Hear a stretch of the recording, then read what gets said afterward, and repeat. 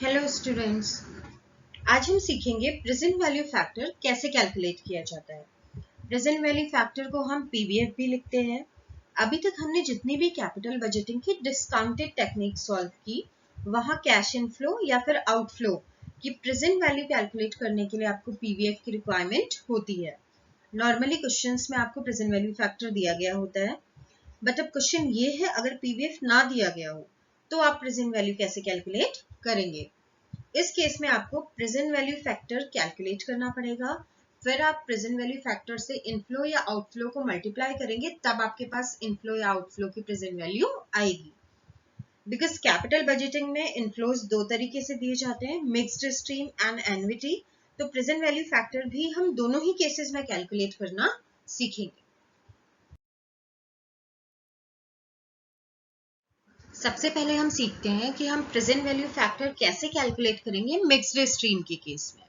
Mixed stream means क्या होता है, हमें हर ईयर अलग अलग रिटर्न्स मिल रहे हैं।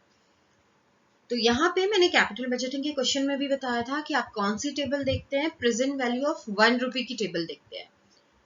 बिल्कुल ऐसे ही जैसे फॉर सपोज अगर हमें 1 रुपए की वैल्यू पता चल जाए तो हमें 1000 की निकालनी हो या 2000 की निकालनी हो, हम 1 रुपए की वैल्यू से उसको मल्टीप्लाई कर देंगे तो 1000 की भी आ जाएगी और 2000 की भी आ जाएगी। तो बिकॉज मिक्स्ड स्ट्रीम है, हर साल अलग अलग रिटर्न्स आ रहे हैं, तो आपके लिए पॉसिबल नहीं है कि आप अलग अलग रिटर्न्स की अलग अलग प्रेजेंट वैल्यू निकालें। तो आप क्या करते हैं, आप 1 रुपए की वैल्यू निकाल लेते हैं। तो 1 रुपए की वैल्यू से आपकी बाकी जितनी टोटल अमाउंट्स होती है उसकी वैल्यू कैलकुलेट हो जाती है।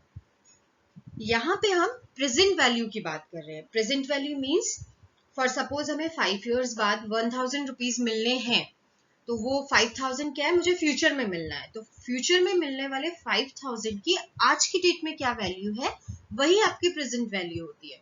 तो हमेशा यहाँ पे डिस्काउंटिंग रेट का फॉर्मूला यूज किया जाता है। तो फॉर्मूला आप क्या यूज करेंगे जब आप पीवीएफ कैलकुलेट करेंगे, फॉर्मूला होगा P equals to A upon bracket start 1 plus i bracket close की power n। P means present value है, A means sum of rupee received in future, मतलब आपको फ्यूचर में कितना पैसा मिल रहा है। तो बिकॉज हम 1 रुपए की बात कर रहे हैं तो आप ए हमेशा यहाँ पे 1 रुपी लेंगे अपॉन 1 एज इट इज रहेगा, न्यूमेरिकल वैल्यू है। आई मीन्स होता है इंटरेस्ट रेट। तो कैपिटल बजटिंग के क्वेश्चन में ये कॉस्ट ऑफ कैपिटल के नाम से भी दिया हो सकता है, रिक्वायर्ड रेट ऑफ रिटर्न के नाम से भी दिया हो सकता है, या इंटरेस्ट रेट के नाम से भी दिया हो सकता है। तो कॉस्ट ऑफ कैपिटल को जितने तरीके से आप बोल सकते हैं वो सारी वैल्यूज आपको दी होंगी। अब पावर एन, एन मीन्स है नंबर ऑफ इयर्स, कि कितने इयर्स के लिए आपके रिटर्न्स आ रहे हैं, राइट। तो पहला हाइपोथेटिकल एग्जांपल हम लेते हैं। हमने लिया इंटरेस्ट रेट 10% है, that means cost of capital मेरी 10% है। इयर्स 5 इयर्स है, 5 सालों के लिए मुझे रिटर्न मिल रहा है। तो अब हम क्या करेंगे, हम 5 इयर्स के लिए प्रेजेंट वैल्यू फैक्टर कैलकुलेट करेंगे। तो फर्स्ट ईयर से शुरू करते हैं, फॉर्मूला सब में सेम रहेगा। हमने लिखा P एज इट इज रहेगा बिकॉज हमें प्रेजेंट वैल्यू निकालनी है, इक्वल टू 1। अभी मैंने बताया A मीन्स हमें फ्यूचर में कितना पैसा रिसीव हो रहा है, तो यहाँ पे हम 1 रुपए की वैल्यू निकाल रहे हैं तो हम 1 रुपए लिखेंगे, divided by 1 plus I, interest rate कितना है 10%, तो 10% को आपने 0.10 लिख दिया, पावर में आपने लिखा 1 बिकॉज आप फर्स्ट ईयर का कैलकुलेट कर रहे हो, तो n की जगह आपने 1 लिख दिया। फिर आप कैसे सॉल्व करेंगे इसको, न्यूमरेटर में 1 एज इट इज आएगा, डिवाइडेड बाय, आप ब्रैकेट सॉल्व करेंगे, जब आप 1 प्लस 0.10 करेंगे तो आपके पास 1.10 आएगा, पावर में 1 रहेगा। पावर में 1 मीन्स है कि आपको 1 ही टाइम उसको मल्टीप्लाई करना होता है, तो जितनी वैल्यू आपकी ब्रैकेट के अंदर होगी वही वैल्यू आपकी ब्रैकेट सॉल्व करने के बाद भी आएगी, राइट। तो 1 अपॉन 1.10। तो जब आप इसको सॉल्व करेंगे तो आपकी प्रेजेंट वैल्यू फैक्टर जो आएगी वो आएगी 0.909। ऐसे ही हम सेकेंड ईयर के लिए कैलकुलेट कर लेते हैं। फॉर्मूला अगेन सेम रहेगा, P इक्वल्स टू A।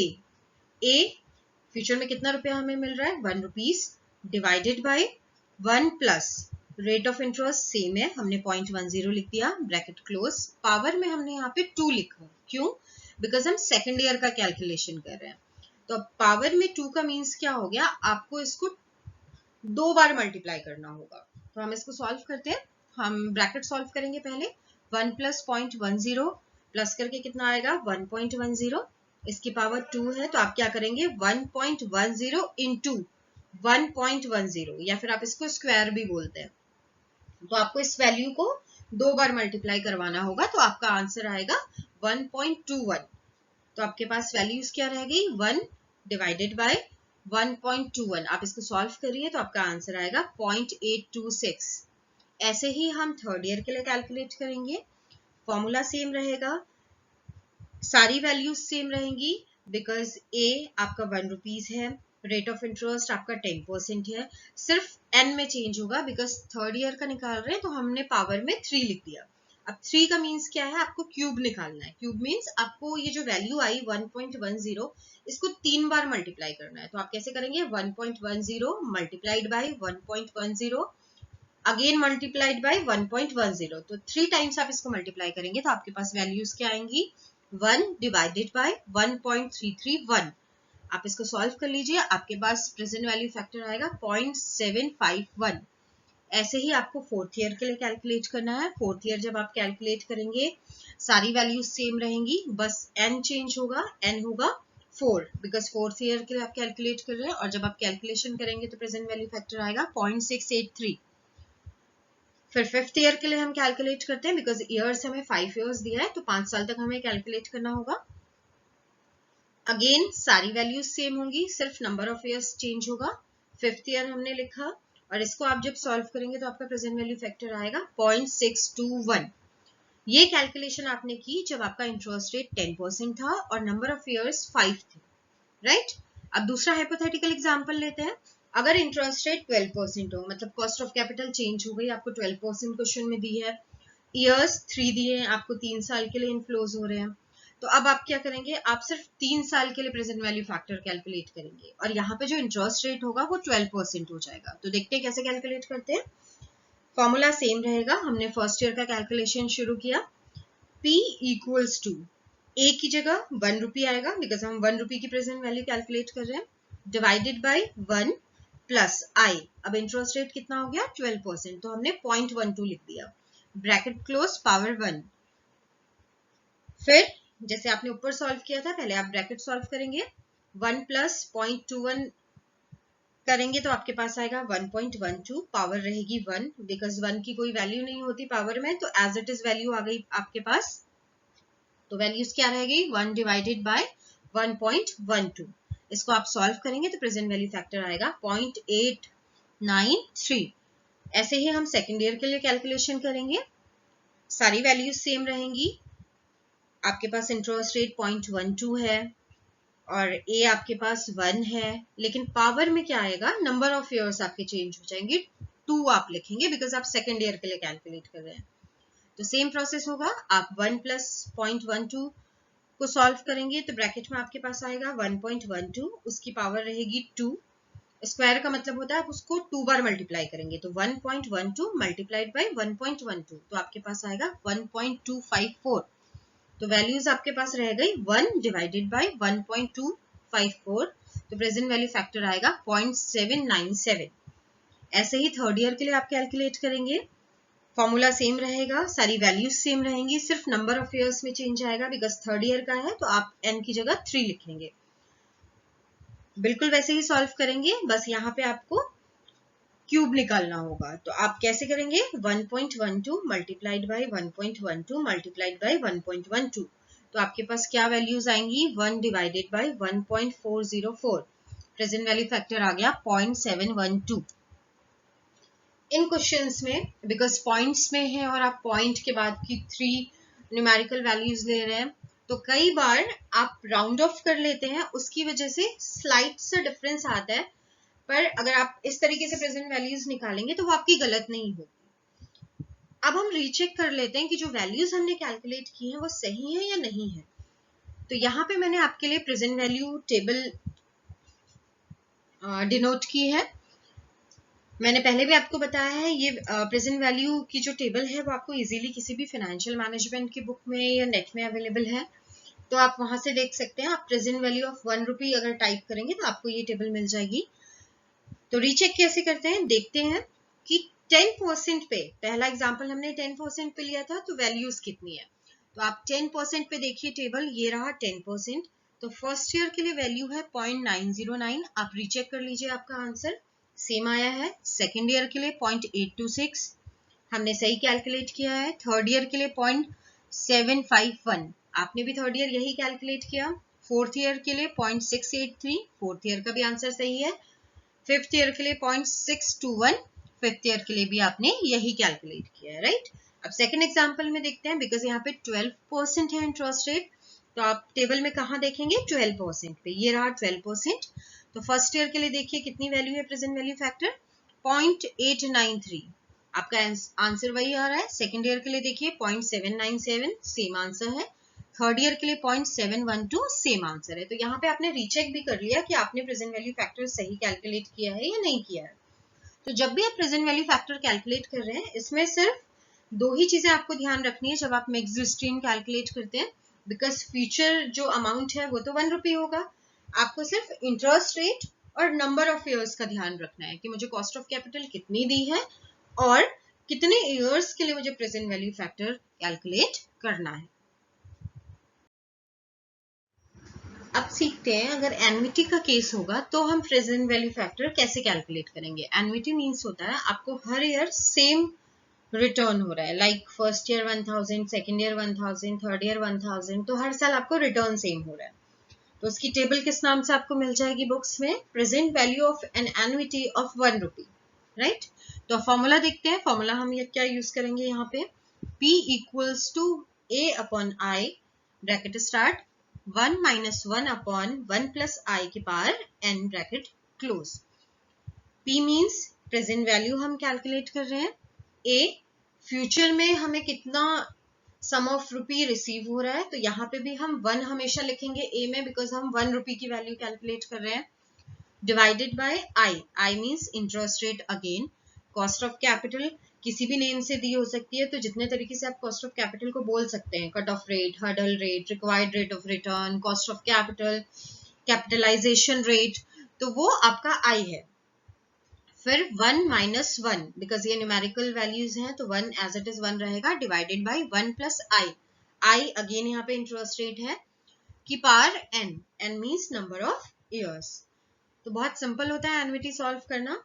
हम इंटरेस्ट रेट देख लेते हैं कितना हमको दिया है, और नंबर ऑफ ईयर्स देख लेते हैं कितना दिया है। यहाँ पे अलग अलग हमें कैलकुलेट नहीं करना होता, बिकॉज हर साल रिटर्न एक जैसा है, तो जितने ईयर्स हमको दिए होंगे हम सीधे उससे कैलकुलेशन करेंगे।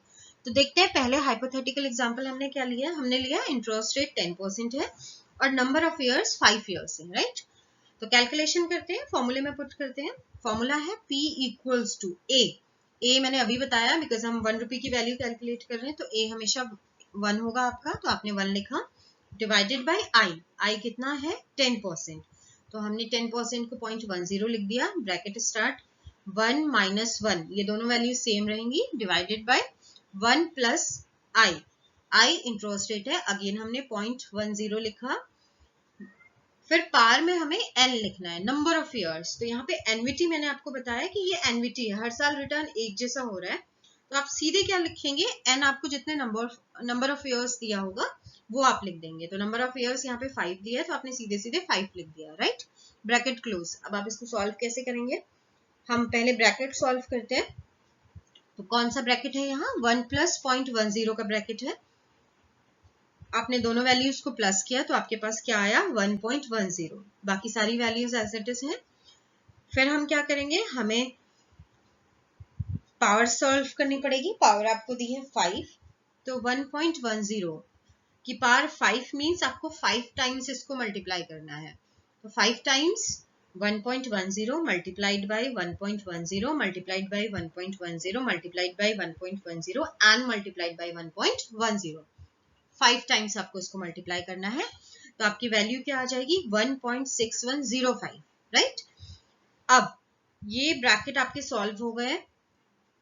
अब जितने डिवाइड वाली वैल्यूज हैं आप उसको सॉल्व करेंगे। तो सबसे स्टार्टिंग में आपके पास क्या है? 1 डिवाइडेड बाय 0.10, आप इसको सॉल्व करेंगे तो आपके पास 10 आएगा, bracket 1 minus 1 divided bye 0.1, sorry 1.6105 को आप सॉल्व करेंगे तो आपके पास आएगा 0.6209। फिर आप 1 में से 0.6209 को माइनस कर देंगे तो आपके पास आएगा 0.3791। अब आपको 0.3791 को मल्टीप्लाई करना होगा 10 से, बिकॉज ब्रैकेट है, ब्रैकेट जब भी होता है और प्लस माइनस नहीं लिखा होता तो उसका मतलब होता है हमें मल्टीप्लाई करना है। तो आपने मल्टीप्लाई किया और आपकी वैल्यू आ गई 3.791। सिर्फ एक टाइम आपको इसका कैलकुलेशन करना है। अब दूसरा हाइपोथेटिकल एग्जांपल देखते हैं। फॉर सपोज हमारा इंटरेस्ट रेट 15% है और इयर्स हमारे पास 3 इयर्स है। ये आपको कैपिटल बजटिंग के क्वेश्चन में देखना होगा कि कितना कॉस्ट ऑफ कैपिटल हमें दिया है और कितने इयर्स की बात की गई है। फॉर्मूला अगेन सेम रहेगा, P इक्वल्स टू A 1 है divided by I। Interest rate कितना है यहाँ पे चेंज हो गया 15%, तो हमने 0.15 लिख दिया। Bracket start 1 minus 1 upon 1 plus I interest rate 0.15 की पावर n यहाँ पे कितना है number of years 3 years, right. तो अब इसको सॉल्व करते हैं। जैसे हमने ऊपर सॉल्व किया, पहले हम ब्रैकेट सॉल्व करेंगे तो 1 प्लस 0.15 आप करेंगे तो आपके पास आएगा 1.15। इसकी पावर 3 है, 3 मीन्स आपको 3 टाइम्स मल्टीप्लाई करना होगा, 1.15 इंटू 1.15 इंटू 1.15। तो 3 टाइम्स जब आप मल्टीप्लाई करेंगे तो आपका आएगा 1.5209, राइट। बाकी वैल्यूज एज इट इज रहेंगी। अब ब्रैकेट सॉल्व हो गया है तो आप डिवाइड कर सकते हैं इजीली। तो सबसे स्टार्टिंग में क्या है 1 डिवाइडेड बाय 0.15, तो आप सॉल्व करेंगे आपके पास आएगा 6.66। Bracket start 1 as it is रहेगा माइनस 1 डिवाइडेड बाय 1.5209। तो जब आप इसको डिवाइड करेंगे तो आपके पास वैल्यू आएगी 0.6575, राइट। फिर हम 1 में से माइनस करेंगे 0.6575, तो हमारे पास आएगा 0.3425। इसको हम मल्टीप्लाई करेंगे 6.66 से तो वैल्यू आ जाएगी 2.283। जैसे मैंने स्टार्टिंग में भी बताया, बिकॉज आंसर्स आपके पॉइंट में आ रहे हैं, पॉइंट के बाद आप 3 या 4 वैल्यूज ले रहे हैं, तो अगर ये राउंड ऑफ करने में आपका वैल्यूज डिफरेंट आती है तो उससे बहुत ज्यादा इफेक्ट आपकी वैल्यूज में नहीं पड़ता। तो जो भी वैल्यू आप निकालेंगे वो सही होगी। अब हम आंसर्स रीचेक कर लेते हैं। मैंने टेबल आप लोगों के लिए यहाँ पे डिनोट कर दी है। तो टेबल कौन सी टेबल है ये, present value of an annuity of 1 rupee, right. तो पहला आंसर चेक करते हैं। इंटरेस्ट रेट है 10%, तो हम कहाँ देखेंगे 10% इंटरेस्ट रेट पे देखेंगे, और ईयर हमको दिया है 5, तो हम 5th ईयर में जाएंगे। 1 2 3 4 5 5th ईयर। तो 5th ईयर वैल्यू कितनी है 3.791। तो आप देखिए आपने आंसर कितना निकाला 3.791। दैट मीन्स हमारी जो वैल्यू आई प्रेजेंट वैल्यू फैक्टर वो सही है। ऐसे ही हम सेकंड आंसर चेक करते हैं। इंटरेस्ट रेट आपका 15% है, तो सबसे पहले इंटरेस्ट रेट देखिए कहाँ पे है, ये आपका 15% है और 3 इयर्स की वैल्यू है, राइट। तो थर्ड ईयर में आप देखेंगे 1 2 3, ये आपकी थर्ड ईयर की वैल्यू है 2.283। आप अपना आंसर देखिए, यही आंसर आपका आया है। तो दैट मीन्स आपने प्रेजेंट वैल्यू फैक्टर सही कैलकुलेट किया है। ये पीवीएफ की रिक्वायरमेंट आपको तभी होगी जब आपको कैपिटल बजटिंग के क्वेश्चन में प्रेजेंट वैल्यू फैक्टर नहीं दिया गया होगा। अगर दिया है तो आपको प्रेजेंट वैल्यू फैक्टर कैलकुलेट करने की जरूरत नहीं है। Thank you for watching.